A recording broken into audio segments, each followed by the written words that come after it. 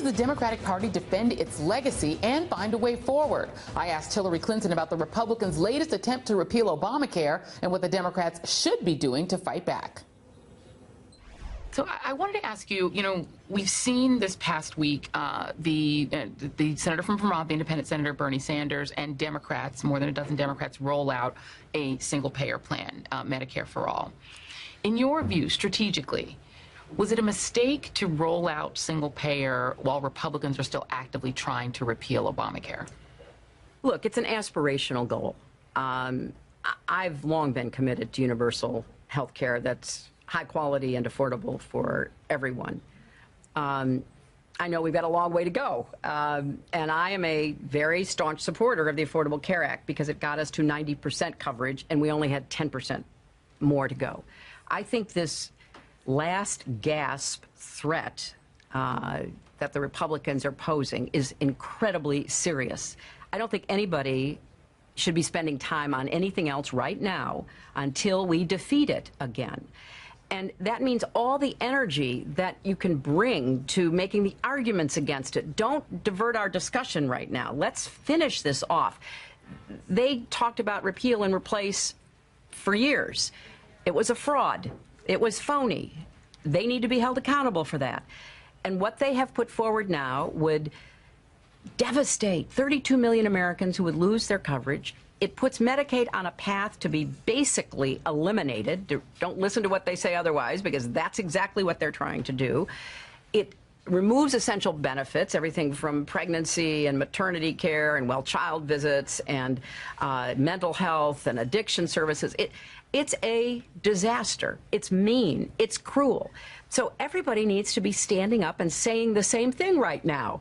And if you are someone with followers and constituents who you can mobilize to make their views known, or even speak on behalf of people in other states where there may be a Republican senator who can be influenced, that's what everybody should be doing. And I'm tweeting about it, I'm speaking about it, because it's a lot easier to get from 90 to 10 than to start all over. Yeah. So let's make sure that while people are arguing the debates of this aspirational goal and the best way to get to universal coverage, that we don't put anybody's life at risk, that we don't deny people their human right to have health care. And that's what I'm going to keep talking about. It's pretty remarkable that when it was called Hillary Care, when you were First Lady and were arguing for universal health care, the Republican response was Bob Dole's plan, which was similar to Obamacare. That's right. The party has changed. Yes. Well, because they are in thrall to their biggest ideological, partisan donors. The forces at work in the Republican Party right now are really driven by ideology, religion, partisan advantage, and commercial advantage. And they keep saying, I mean, one of the Republican senators said the other day, well, yeah, it's probably pretty bad, but, we promised we'd do it. What a total abdication of responsibility to the people you are supposed to represent and to our country. And you don't have a better idea. So if you come with a better idea, let's have a debate about a better idea. And there's actually been some bipartisan efforts to try to come up with some better ideas. Those have been stopped now because the Republicans want to force through this terrible Trojan horse, making these claims that are easily dispelled. And I want to give a shout out to Jimmy Kimmel, who has used his own personal experience with the birth of his son to really hold the Republicans accountable. We can't let them get away with these outrageous, untrue comments. And that's what everybody needs to be doing. And we've got until September 30th, because once September 30th comes, then they have to get 60 votes. They no longer have the chance to pass it with 51. I'll breathe a big sigh of relief if we can hold it off and make sure it doesn't happen.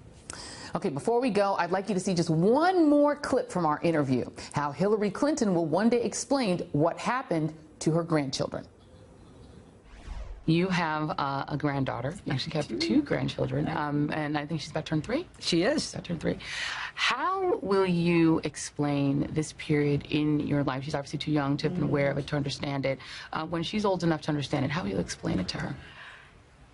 I have thought about that, because whenever she could. I was so happy to see her on the campaign trail. She saw our campaign slogan, you know, the H with the arrow, and she would point at it and say, "Grandma," you know. And so, obviously, I am motivated by what we need to do for kids, for the next generation, not just mine, but everyone's. I think I will explain to her pretty much in line with what I explain in the book. I wrote this book for myself, first and foremost, to really come to grips with what happened and what my role in it was and what all these other extraneous factors were. Because I don't want what happened to happen again.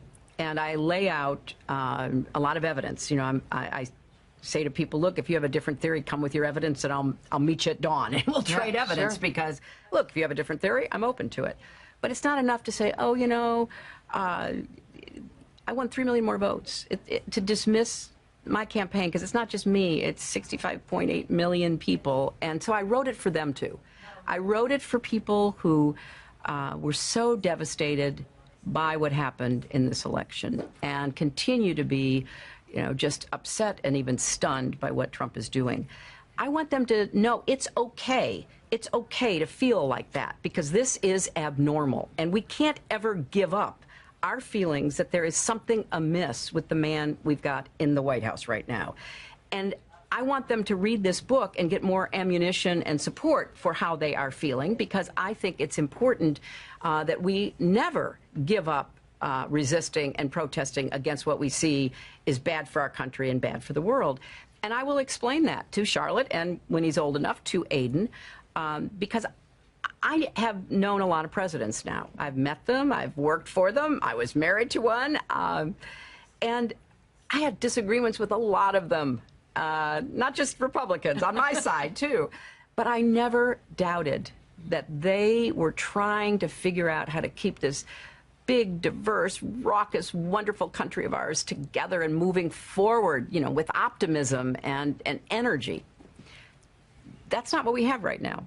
And I don't want my granddaughters and grandson or any child to feel like this is normal, that it's normal for a president not to condemn white supremacy and neo-Nazis and Ku Klux Klan and racism and sexism. It's not normal for, you know, someone to hold the highest office and to cavalierly talk about nuclear war and to be, you know, unguided, in fact, rejecting facts and reason and evidence. It's just not normal. So I will, hopefully, at some point when she's a lot older, be able to try to explain that to her. Former Secretary of State Hillary Rodham Clinton, thank you so much for your time. Thank you. Appreciate it. Thank you, Joy. Thank you so much for what you do every day. More AM Joy after the break. Hey there, I'm Chris Hayes from MSNBC. Thanks for watching MSNBC on YouTube. If you want to keep up to date with the videos we're putting out, you can click subscribe just below me, or click over on this list to see lots of other great videos.